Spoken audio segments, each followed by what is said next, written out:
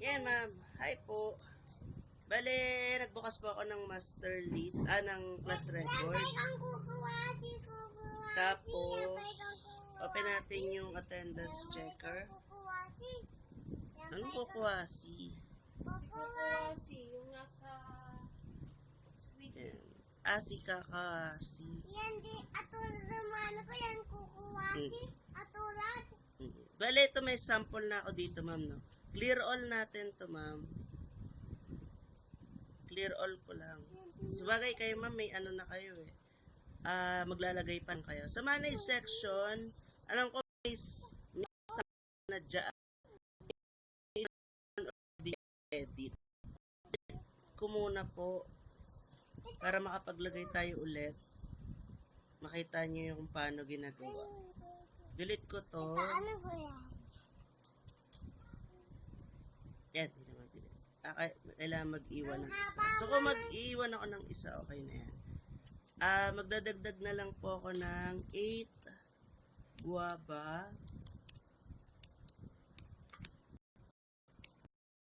atis. Ayan.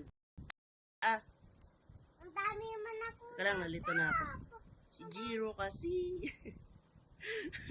At section 8 guava. Add section. Ito po kiniklik ko po yung add section. And then 8 atis. Add section.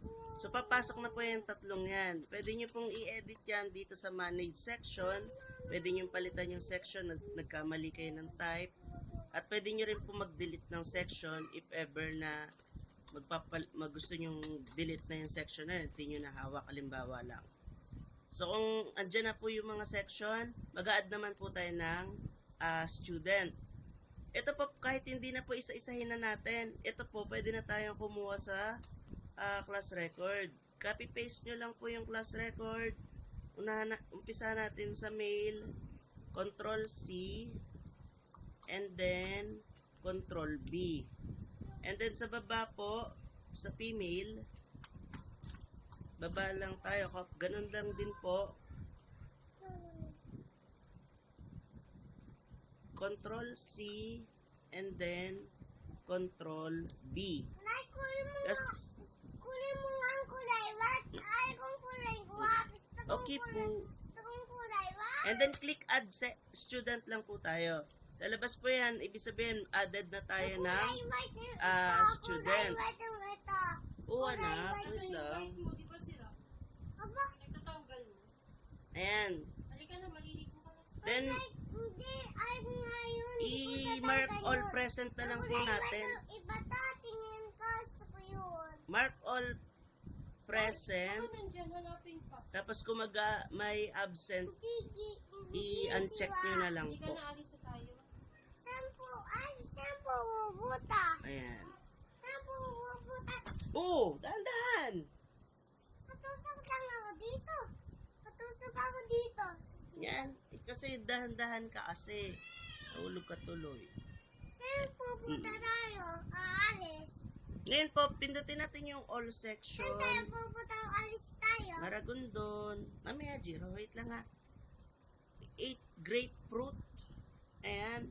So bagay, hindi pa naman tayo nakakapag-add ng iba pang section. Sa 8 grapefruit po, i-export natin as CSV. Ayan, meron na tayong attendance para sa grapefruit. Ngayon, adjust lang natin to. Inopen ko na po. Adjust lang po natin to. Yung date, adjust lang din po. Lalabas na yan.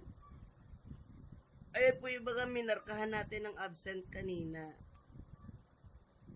Tatanong lang natin to sa class president kung sino yung mga absent. Or magpatanong na lang tayo sa bata. Ayan, pwede na natin i-save. Meron na tayong report ng absent today. Ayan. And then, alam naman natin kung anong section yung... Then, add lang tayo ulit po ng class record, ng master list. Dito lang din po ilalagay. Basta papalitan nyo lang po ito. Ayan. Halimbawa, atis po. Tayo sa atis.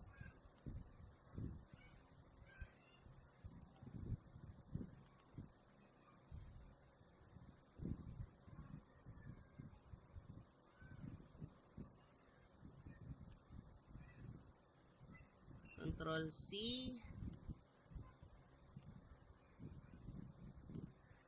Control B,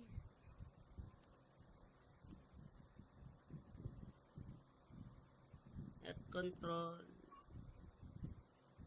C, Control B. Ayan. And then, add student po ulit tayo. And may nadagdag na po 42 students sa 8 ATIS. And ngayon, napansin ko po kanina, ma'am, na ilagay ko siya sa grapefruit yung mga estudyante ko. Kaya nabuksan kong master list, guava. Ayan. Kaya ang gagawin po natin, imbis na punta po tayo sa manage section. Kung grapefruit po yun at 8 guava yung delete na lang natin yung 8 guava. Palitan na lang natin siya ng yung grapefruit ng guava. Wala nang hassle. Close. Ngayon, dalawang section na po yung nakalagay dyan. Isang 8 guava at isang atis. Kasi napansin ko po, dahil na medyo na-distract ako ng anak ko po. Ayan. Kaya, sorry po. Ayan. Sa guava. Ayan. All section, pwede nyo check lahat yung section. Pero halo-halo po yan. Kaya, pili po kayo ng section. Automatic po yan lalabas yung buong section ng hawak nyo. Automatic nga po pala yan nagsisave. Pero in case, sakali lang na ma-delete nyo po, pwede nyo pong i-import all, export all data. Pang backup lang po. Ito po yung backup natin. Ngayon, kapag na-delete natin to halimbawa, pwede po ulit natin yan i-import. Ayan. Sa downloads.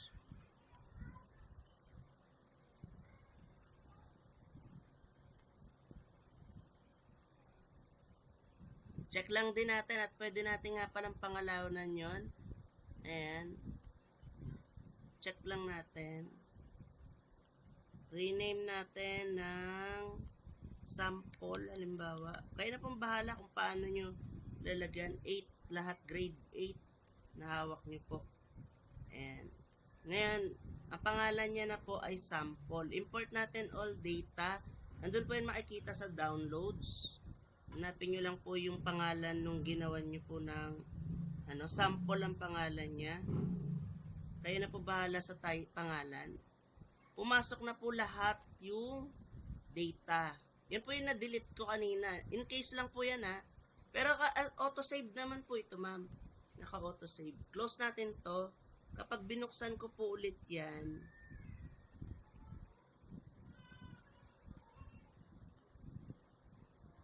in case po ayan po, nakasave pa rin po yung dalawang section na inilagay ko.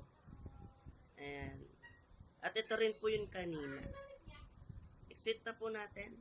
Ayan. Madali lang po.